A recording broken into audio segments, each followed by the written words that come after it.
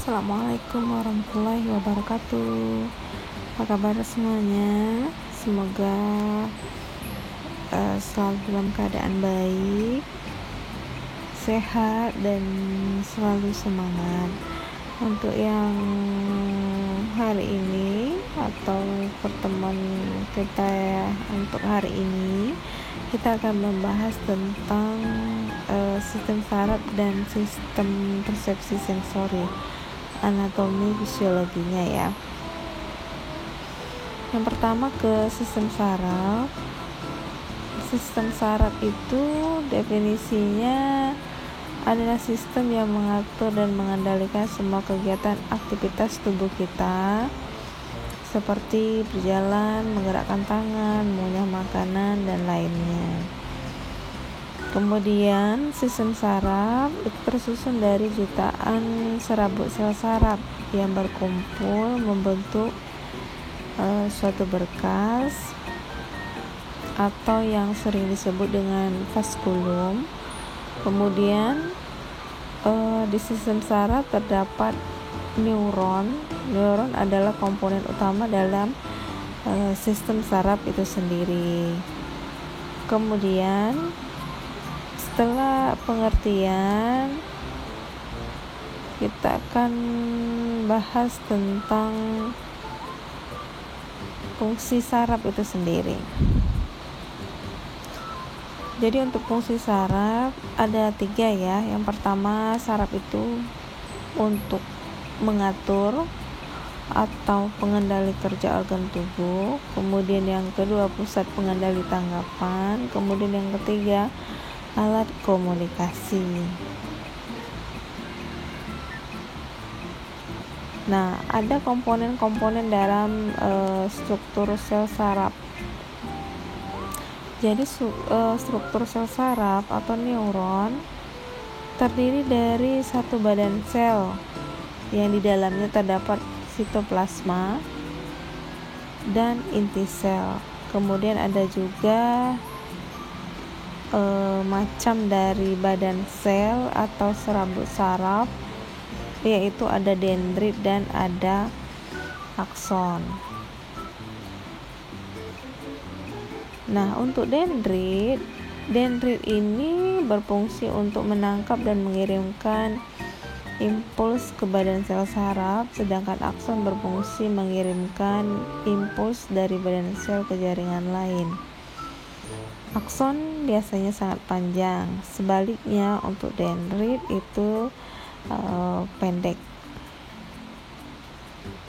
Yang selanjutnya, setelah struktur sel saraf, kita akan membahas tentang jenis sel saraf. Nah, untuk jenis sel saraf terdapat 5 jenis sel saraf. Yang pertama ada unipolar neuron, kemudian ada bipolar neuron, ada interneuron, kemudian ada piramidal sel, kemudian ada motor neuron. Yang selanjutnya jenis sel saraf berdasarkan fungsinya.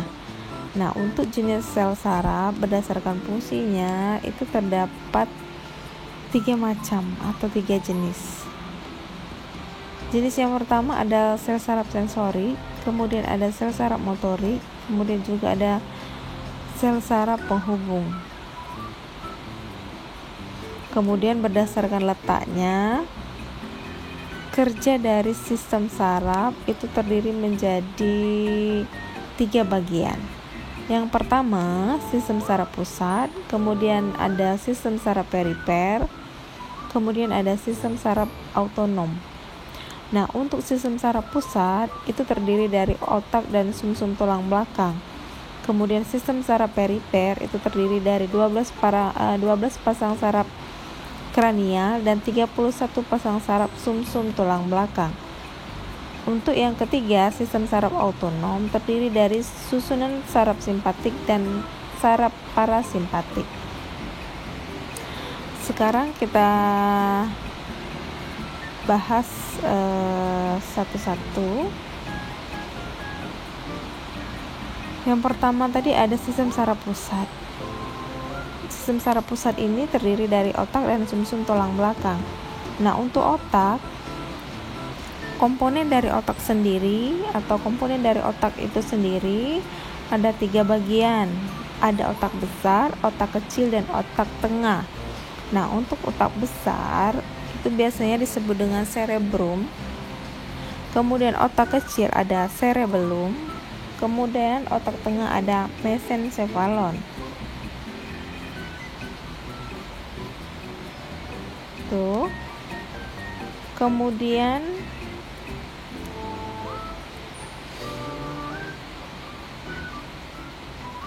kita ke sumsum tulang belakang atau yang sering disebut dengan medulla spinalis. Untuk sumsum tulang belakang, fungsinya penghubung impuls dari dan ke otak. Kemudian yang kedua, memungkinkan jalan terpendek pada gerak refleks.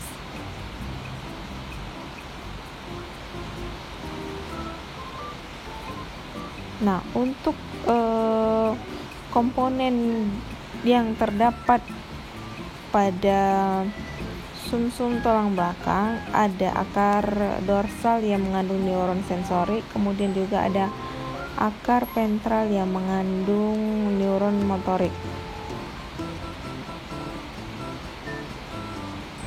Kemudian yang selanjutnya, semoga bisa dipahami ya. Nanti kalaupun misalnya apa yang Ibu sampaikan terlalu cepat, nanti bisa diputar kembali dari awal. Kalaupun misalnya masih kurang paham juga, diputar lagi. Oke ya. Selanjutnya kita ke sistem saraf perifer. Ya. Di sistem saraf perifer atau sistem saraf tepi, komponennya tadi ada 12 pasang saraf kranial, kemudian ada 31 pasang saraf sumsum tulang belakang. Nah, untuk 12 pasang saraf kranial itu komponennya apa saja sih 12 itu? Jadi ada 3 pasang saraf sensori, kemudian ada 5 pasang saraf motorik, kemudian ada 4 pasang saraf gabungan.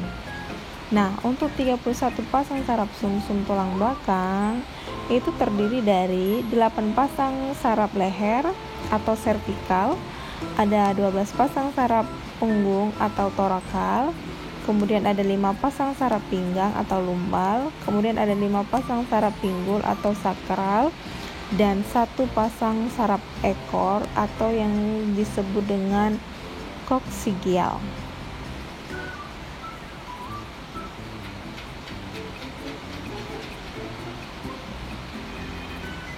Yang selanjutnya ada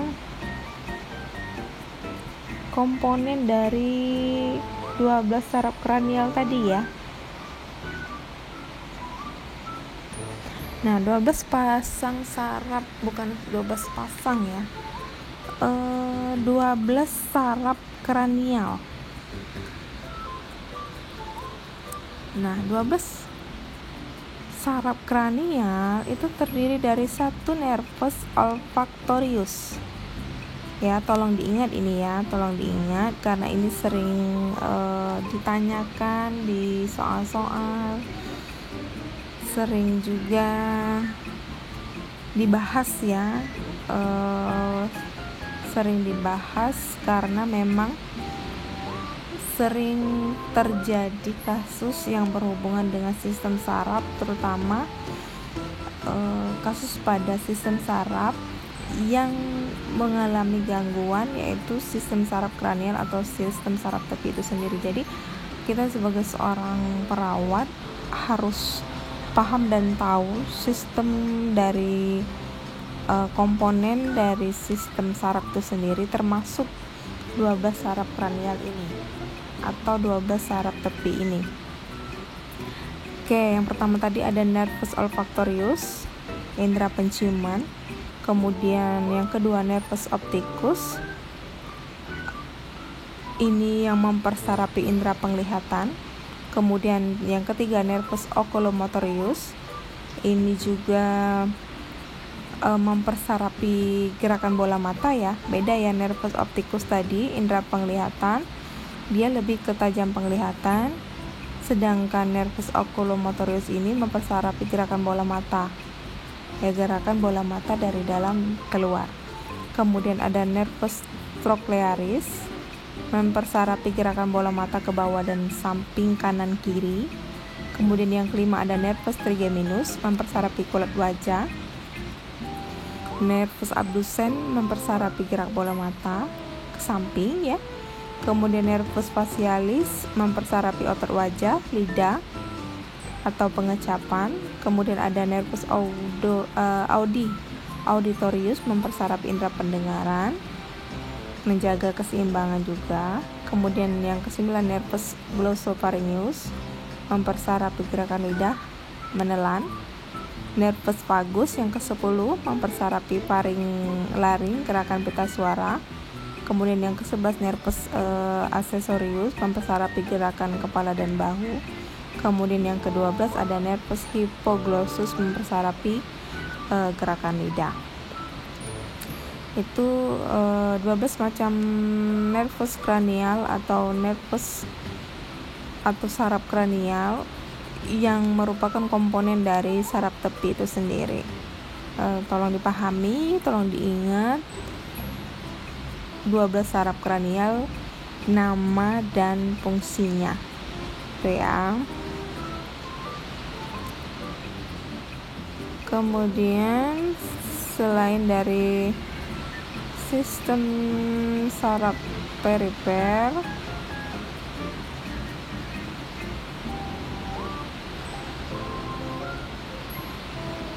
yang selanjutnya ya,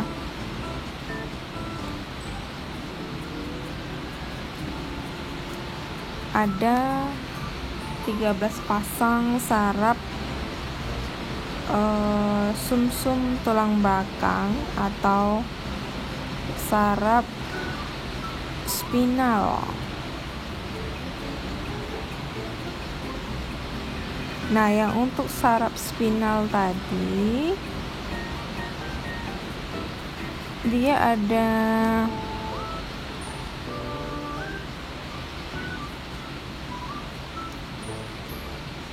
persarapannya, itu ada komponennya ya. Komponennya tadi sudah Ibu jelaskan, 8 pasang,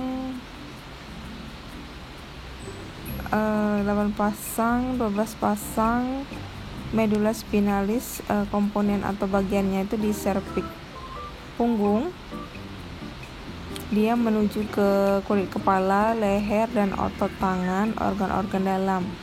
Maksudnya 8 pasang sampai 12 pasang itu komponennya ada di serviks punggung, dan dia mempersarapi kulit kepala, leher, dan otot tangan, organ-organ dalam juga dipersarapi oleh 8 pasang sampai 12 pasang komponen di bagian medula spinalis daerah serviks punggung. Kemudian ada 5 pasang itu di bagian lumbar atau pinggang. Itu komponen-komponen bagian paha ya. Kemudian 5 pasang lagi di daerah sakral atau kelangkang. Itu mempersarapi otot betis, kaki, dan jari kaki. Kemudian ada 1 pasang di bagian koksigeal. Dia mempersarapi komponen atau di daerah sekitar tulang ekor. Itu ya, komponen dari saraf sumsum tulang belakang yang terdiri dari 31 pasang saraf. Itu ya. Oke, yang selanjutnya kita ke saraf otonom.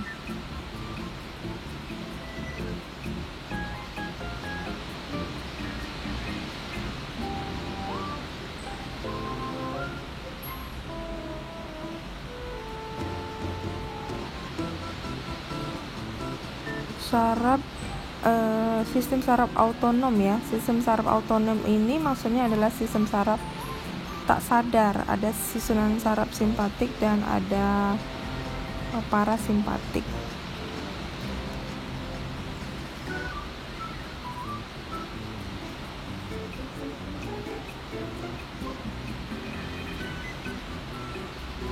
Sistem saraf simpatik ya, sistem saraf simpatik ini mempersarapi jantung. Jadi dia yang mengontrol kecepatan denyut dan kekuatan kontraksi dari jantung. Kemudian arteri vena besar dan kecil, konstriksinya. Kemudian ada otot polos saluran cerna. Kemudian ada otot polos saluran nafas, dan bisa juga merangsang kelenjar keringat.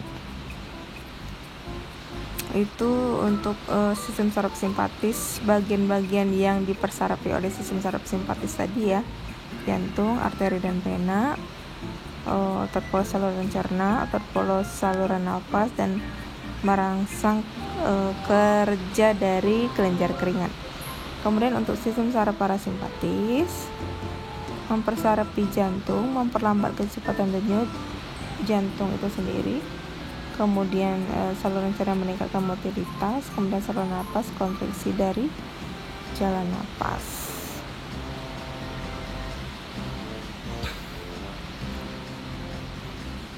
Oke. Kemudian